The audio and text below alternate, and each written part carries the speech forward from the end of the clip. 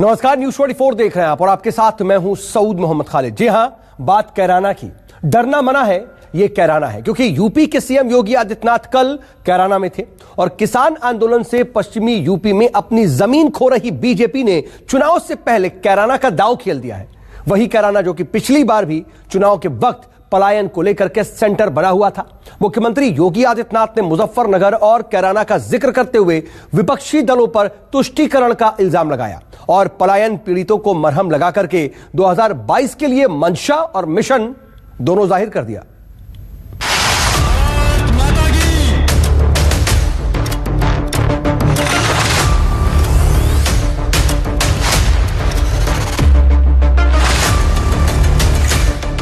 आप लोग भी अपना शुरू करिए यहाँ पे, ठीक है?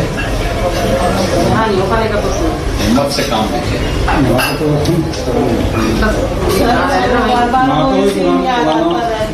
देखिए, पुरानी चीजों को व्यक्ति को ठीक है नई दुखद होती है, लेकिन व्यवस्थाएं परिवर्तनशील है। हमेशा दुखद घटना को भुलाना चाहिए और नई चीजों को आगे बढ़ाना चाहिए। चीजें आगे बढ़ेंगी तो एक नया विश्वास जगेगा और उस विश्वास के साथ आगे बढ़ना चाहिए ही जीवन में। आज पलायन पीड़ितों पर मलहम लगाने के लिए योगी आदित्यनाथ कैराना पहुंचे। वही कैराना जो पश्चिमी यूपी में पलायन का केंद्र रहा है। यहां पहुंचकर सीएम योगी ने पलायन पीड़ितों को भरोसा दिलाया कि समय बदल चुका है। जो पलायन कराते थे वो आज पलायन करने के लिए मजबूर हैं। जाहिर है इस मलहम से मंशा और मिशन दोनों का टारगेट फिक्स है, 2022 की बादशाहत बरकरार रखना। कैराना कस्बे में यहाँ के व्यापारी और यहाँ के नागरिकों को पलायन करने के लिए मजबूर करने वाले अपराधी आपने विगत 4.5 वर्ष के अंदर देखा होगा स्वयं पलायन करने के लिए मजबूर हो गए। किसी अपराधी और किसी माफिया की हैसियत नहीं कि वो सिर उठा करके सड़कों पर चल सके। धमकी की बात तो दूर, वो सड़कों पर चल सके। और अगर किसी ने दुस्साहस किया, किसी व्यापारी और निर्दोष नागरिक पर गोली मारने का दुस्साहस किया, तो वह गोली उस व्यापारी और उस नागरिक पर तो नहीं लगी, लेकिन उल्टी उसकी छाती को बेचते हुए उसको दूसरे लोग की यात्रा को भी भेज दिया गया। मिशन 2022 की फिक्र सियासी मंचों पर फिर शुरू हुआ। मुजफ्फरनगर और कैराना का जिक्र। किसान आंदोलन के कारण बीजेपी के लिए सबसे मुश्किल पिच बन चुकी पश्चिमी यूपी में सीएम योगी आदित्यनाथ ने फ्रंट फुट पर बैटिंग की। पलायन को सूबे के शान के खिलाफ बताया, माफियाओं को मंच से हड़काया। कैराना का पलायन ये हमारे लिए राजनीतिक मुद्दा नहीं, बल्कि प्रदेश और देश के आन मान और शान पर आने वाली आंच का मुद्दा रहा है। और हम लोग जब सत्ता में नहीं थे तब भी हम लोग कहते थे कि इस प्रकार की कायराना हरकतों को हम स्वीकार नहीं करेंगे। और सत्ता में आए तो अपराध और अपराधियों के प्रति जीरो टॉलरेंस की नीति के तहत कार्य प्रारंभ हुआ। योगी आदित्यनाथ ने दावा किया कि चाहे मुजफ्फरनगर का दंगा हो या फिर कैराना का पलायन, बीजेपी के लिए ये राजनीति का मुद्दा नहीं है। लेकिन चुनावी मौसम में अचानक इन मुद्दों का जिक्र आया। पिछली सरकारों पर हमले के साथ ही हिंदुत्व की सियासत के असली हकदारों के साथ ही कथित नकली किरदारों का भी ख्याल आया। जब मुजफ्फरनगर में 2 निर्दोष नौजवान मारे जाते हैं तब लोगों को जाति नजर नहीं आ रही थी। जब वहां पर निर्दोष हिंदुओं के घर जलाए जा रहे थे तब ये जातिवाद की राजनीति करने वाले, तब इनको जाति नजर नहीं आ रही थी। लेकिन भाइयों बहनों, ये धर्म चक्र है। इसी के लिए कहा गया है धर्म चक्र प्रवर्तनाय की बात इसीलिए कही गई है। ये चक्र तो धर्म का घूमता है। ये चक्र ऐसा मोदी जी ने घुमा दिया है जो लोग कल तक मंदिर जाने में संकोच करते थे, आज उनका टीका इतना बड़ा लगता है, तिलक इतना बड़ा लगाते हैं कि जैसे यही सबसे बड़े हिंदू हैं। चुनावी मौसम में बीजेपी की सभा हो और अयोध्या का जिक्र ना हो, ये कैसे संभव होता? धर्म चक्र के जिक्र में राम मंदिर का जिक्र भी आ ही गया। अब तो अयोध्या में भगवान राम का भव्य मंदिर के निर्माण का कार्य भी प्रारंभ हो चुका है। अब तो किसी को संदेह रहना ही नहीं चाहिए। भव्य मंदिर के निर्माण का कार्य अयोध्या में, जो लोग अयोध्या में भगवान राम का भव्य मंदिर नहीं चाहते थे, जो लोग कश्मीर में धारा 370 को समाप्त करने का विरोध करते थे, भाइयों बहनों, ये लोग कब खुश होते हैं?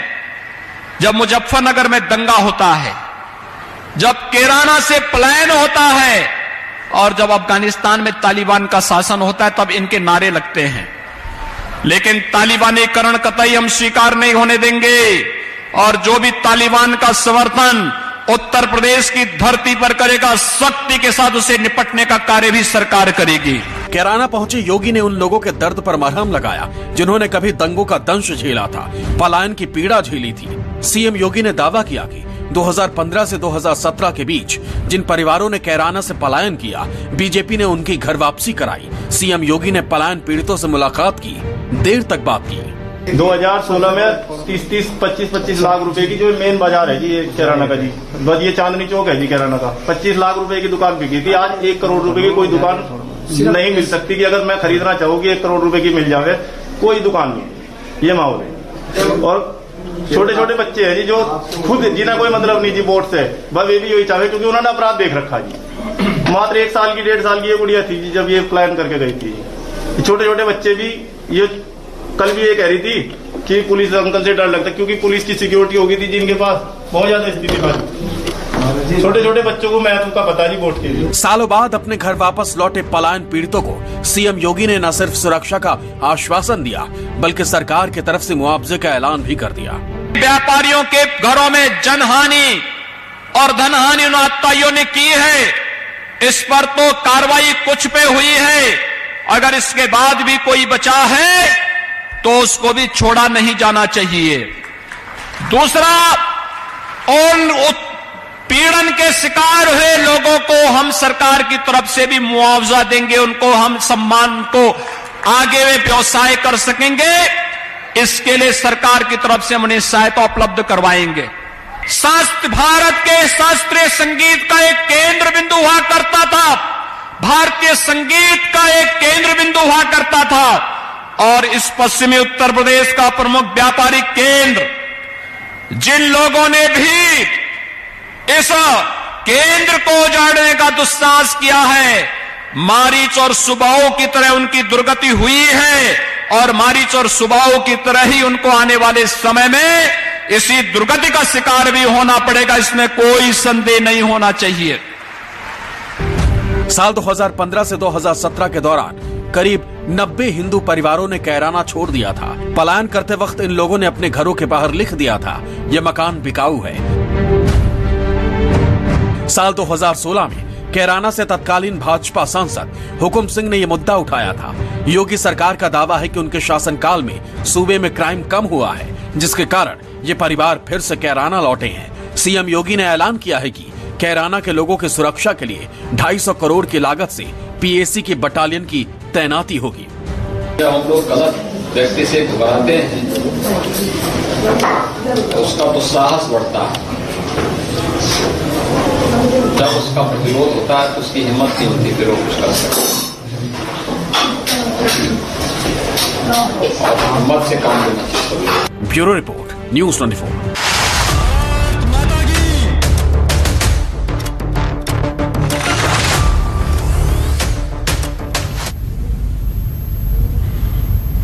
जी हाँ, साल बदला, हालात बदले और बदल गई लोगों की जिंदगी भी, और नए उत्तर प्रदेश के अध्याय का एक ऐसा पन्ना फिर से सुनहरे अक्षरों से भर गया जिसे कभी काली स्याह से कलंकित कर दिया गया था। हर पल हर एक सांस किसी ना किसी खौफ में जीने को मजबूर था कोई ना कोई।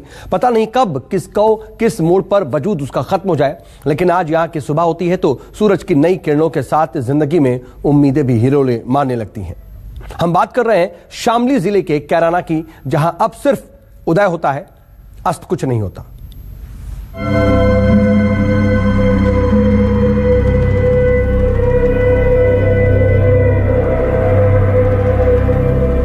ये 2016 का कैराना था। डरा हुआ, सहमा हुआ, सिसकता, भागता हुआ, जहां शाम होते ही दरवाजे बंद हो जाते थे, सूरज ढलने से पहले बाजारों में सन्नाटा पसर जाता था। और ये आज का कैराना है, मुस्कुराता हुआ, उम्मीदों से भरा, खुशियों और सुकून से भरा, जहां वक्त कोई भी हो, पहर कोई भी हो, आवाम बेखौफ रहती है। आज पुलिस की बूट की धमक और गुंडे माफिया के संगीनों की खनक नहीं सुनाई देती। सुनाई देती है तो चहकती और खिलखिलाती आवाजें। काम धंधे में मशरूफ लोग आज कोई बिजनेस बेचकर, मकान या दुकान बेचकर नहीं जाना चाहता। आज लोग चाहते हैं कि वो कैराना की गोद में ही बसे रहे। उत्तर प्रदेश के शामली जिले के कैराना कस्बे की कहानी आप सबको याद है। मैं बात कर रहा हूं साल 2016 की, जब कैराना में एक बार प्लान हो रहा था और यहाँ पर हर व्यक्ति भय के कारण ये इलाका छोड़कर जाना चाहता था। आम बात हो गई थी गोली मार देना। छोटे छोटे गैंग यहाँ पर सक्रिय हो गए थे। हर व्यापारी यहाँ से छोड़कर कहीं और जाना चाहता था। आज 5 साल बाद कितनी बदली है कैराना की फिजा, ये जानने की कोशिश न्यूज़ 24 कर रहा है। और यहाँ पर हम कैराना कस्बे में हम खड़े हैं और यहाँ के बाजार हमें गुलजार नज़र आ रहे हैं। अब यहाँ के व्यापारियों से बात करने की कोशिश करेंगे कि 2016 के कैराना की फिजा और आज 2021 के कैराना की फिजा कितनी बदली है। आइए। कैराना में सड़कों पर गाड़ियों के हॉर्न सुनाई दे रहे हैं। बाजारों में चहल पहल है। लोग अपने घरों की जरूरत के लिए खरीदारी कर रहे हैं और सारे व्यापारी अब सुकून से अपनी दुकान चला रहे हैं। घरों में शांति है, जिससे लोगों की जिंदगी गुलजार हो रही है। अब किसी भी मकान या दुकान के आगे लिखा नहीं है ये मकान बिकाऊ है। न्यूज़ 24 आज कैराना का सच दिखाने जा रहा है। गुंडा सब जालिए जेल में, या तो उनको मौत के घाट उतार दिया गया या जेल चले गए। अब कोई दिक्कत नहीं, ना कोई बहन ना कोई कुछ है, सब काम बढ़िया आराम से हो रहा है। अब तो सुख शांति है, बदमाशों को ठिकाने लगाई दिए। अब व्यापारी अपने आप को सुरक्षित महसूस करता है। मैं आदित्यनाथ योगी ईश्वर की शपथ लेता हूं कि मैं विधि द्वारा स्थापित भारत के संविधान के प्रति सच्ची श्रद्धा और निष्ठा रखूंगा। कैराना को क्या पता था कि यही वो तारीख है जो उनकी जिंदगी के मनहूस अनुभवों को बदल कर रख देगी और उनकी जिंदगी को नर्क बनाने वाले या तो उत्तर प्रदेश छोड़ देंगे या फिर इस दुनिया को ही। आज उत्तर प्रदेश के अंदर गुंडे या तो जेल के अंदर हैं या इस दुनिया से ही विदा हो चुके हैं। जो गुंडे सत्ता का दुरुपयोग करके गरीबों को प्रताड़ित करते थे, व्यापारियों को पीड़न करते थे, गुंडा टैक्स वसूली करते थे, वे गुंडे आज गुंडा टैक्स नहीं वसूली कर सकते। आज वे गुंडे या तो जेल में हैं या फिर दुनिया से बाहर कहीं दूसरे लोक की यात्रा पर चले गए हैं। न्यूज़ 24 संवाददाता विनय सिंह कैराना की गलियों में गए। वहां के कस्बे और गांवों के हर उन घर की तलाशी की जो 2016 में दहशत की वजह से खाली हो गए थे। उस दहशत के निशान आज भी कुछ दीवारों पर जिंदा हैं। निरंजन 2016 में अपने मकान पर लिख कर गए थे, ये मकान बिकाऊ है। पूरा परिवार कैराना छोड़कर चला गया, लेकिन योगी सरकार आई, माहौल बदला और आज वो वापस लौट आए हैं। घर में सुकून के साथ रहते हैं। आज कोई भी गुंडागर्दी करने वाला नहीं है। कैराना कस्बे की उन गलियों में हूं मैं जहां पर जिन गलियों में हर मकान पर ये लिखा हुआ नजर आ रहा था कि ये मकान बिकाऊ है। मैं उसी गली में हूं। 2016 में भी आया था। नकली राम मामन राम का ये मकान लिखा हुआ है और यहाँ पर भी, जो कि अब मिट चुका है, ये मकान बिकाऊ है या झगड़े का, जो भी यहाँ पर लिखा हुआ है समझ में नहीं आ रहा, लेकिन ये जरूर नकार रहा है यह मकान। यानी कि यहाँ पर भी लिखा हुआ था, लेकिन अब जो हालात हैं वो क्या है, मकान के मालिक जो हैं वो भी यहाँ पर बैठे हैं। क्या नाम है आपका? निरंजन है जी। निरंजन जी, एक चीज बताओ 2016 में एक माहौल था यहाँ पर, हर जगह पे यहाँ पर जैसे लिखा हुआ है मकान बिकाऊ है। तो 2016 में क्या माहौल था और 2021 में क्या है? तो काफी माहौल बदल चुका सरकार, योगी सरकार में। अच्छा, अब तो सुख शांति है, बदमाशों को ठिकाने लगाई दिए। अच्छा जी। तो बदमाश 2016 में ज्यादा तंग करते थे? हाँ जी, जब तो थे ही। क्या क्या किया करते थे? मैं ये भी जो है फिरोती का हिसाब तो था ही, जो भी सीनियर समझे थे यहाँ जिसको भी जो है, जब तो भगत भाग दौड़ हो ही रही थी पूरी। तो सबको ही मालूम है। अब तो सुख शांति है सर यहाँ। तो योगी जी ने कड़ा लगाम खींचा है। जिन गुंडों की वजह से लोगों को कैराना छोड़ना पड़ा, उनमें से ज्यादातर गुंडे मारे गए। आज कैराना में रात 10 बजे तक दुकानें खुली रहती हैं। लोग बेखौफ खरीदारी करते हैं, लेकिन 2016 में ऐसा नहीं था। हर तरफ गुंडागर्दी और रंगदारी के सिवाय कुछ भी नहीं मिलता था। शाम ढलने से पहले घरों के दरवाजे बंद हो जाते थे, दुकानों के शटर गिर जाते थे, बाजारों की रौनक घुप अंधेरे में कहीं खो जाती थी। ऐसे में लोगों के पास इस जगह को छोड़ने के अलावा कोई दूसरा विकल्प बचा ही नहीं था। संवाददाता विनय सिंह कैराना की एक दुकान पर पहुंचे। हार्डवेयर की दुकान करने वाले एक शख्स से उन्होंने बदले हालातों के बारे में बातचीत की। लोग खुद मानते हैं कि योगी के आने के बाद माहौल में जमीन आसमान का फर्क आया। तब के और अब के हालात में तो बड़ा परिवर्तन आ गया। एक सबसे बड़ी बात जो है वो मेंटेलिटी में जो डिफरेंस होता है ना, आदमी की सोच परिवर्तित होगी। पहले आदमी के मन के अंदर भय था, आज वो भय नहीं है। पहले बहुत ज्यादा गुंडागर्दी होती थी, इस टाइम अब कोई गुंडागर्दी नहीं है, कोई रंगदारी नहीं है। अच्छा।